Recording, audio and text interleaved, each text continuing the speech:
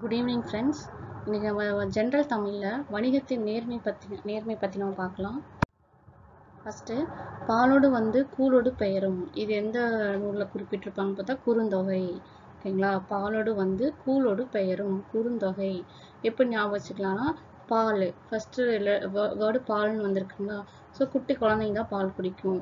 குறுந்தொகை குட்டியாக இருக்கவங்கள குறுந்தொகை குறுமை. ஸோ குறுந்தொகைனா பால் குறுந்தொகை.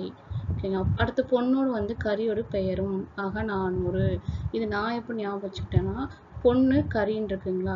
ஸோ பொண்ணு பெண்களுக்கு நல்லா பொண்ணு மணிலாம் போட்டுக்கிட்டா அந்த நம்ம அகம் ரொம்ப சந்தோஷமாக மாறிடும். அதே மாதிரி ஆண்களுக்கும் அப்படிதான், நல்லா கறி சமைச்சு நல்லா விருந்து நல்லா சாப்பிட்டா அவங்களுக்கு அந்த அகம் ரொம்ப சந்தோஷமாக மாறிடும். இப்போ பொண்ணு கறி, பொண்ணோடு கரியோடு பெயரும் அகநானூறு, நம்ம அகம் ரொம்ப சந்தோஷமாக இருக்கும் அப்படின்னு நம்ம ஞாபகம் வச்சுக்கணும். அடுத்து, தன்னாடு விளைந்த வெண்ணெல் தந்து பிறநாட்டு உப்பின் கொள்ளை சாற்றி உமனொரு போகலும். ஓகேங்களா? தன்னாடு விளைந்த வெண்ணெல் தந்து பிறநாட்டு உப்பின் கொள்ளை சாற்றி உமனர் போகலும். உப்பையும் நெல்லையும் எக்ஸ்சேஞ்ச் பண்ணிக்கிற மாதிரி இதை கொடுத்துருக்காங்க. அது நற்றிணை.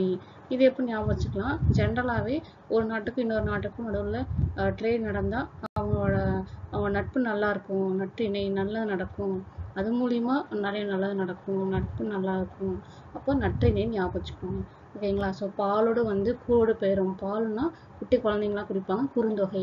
பொண்ணு அப்படின்னா நம்ம ரொம்ப பொண்ணு மணிலாம் போட்டுட்டு நம்ம மனசு ரொம்ப சந்தோஷமாயிடும். ஸோ பொண்ணோடு கரியோடு பெயரும் அகநானூறு.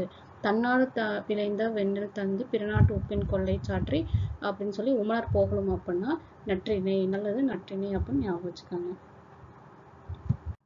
ஸோ அடுத்து, கொள்வதும் மிகை கொள்ளாது கொடுப்பதும் குறைபடாது அப்படின்னு எந்த நூலில் சொல்கிறாங்கன்னா பட்டினப்பாலை. கொள்வதும் மிகை கொள்ளாது கொடுப்பதும் குறைபடாது எந்த நூல்? பட்டினப்பாலை. அதாவது ஒரு பொருளை வாங்கும்போது ரொம்ப அளவுக்கு அதிகமாக ஏமாற்றி வாங்கவும் மாட்டாங்க, அதே மாதிரி இன்னொருத்தருக்கு விற்கும் போது அதை குறைச்சி எடை போட்டு கொடுக்க மாட்டாங்க அப்படின்னு ஒரு வணிகரோட நேர்மை பற்றி சொல்கிற ஒரு நூல்னு கேட்டாங்க பட்டினப்பாலை தான். அதே பட்டினப்பாலையில் நடுவு நின்ற நன்னெஞ்சினோர் அப்படின்னு சொல்கிறாங்க.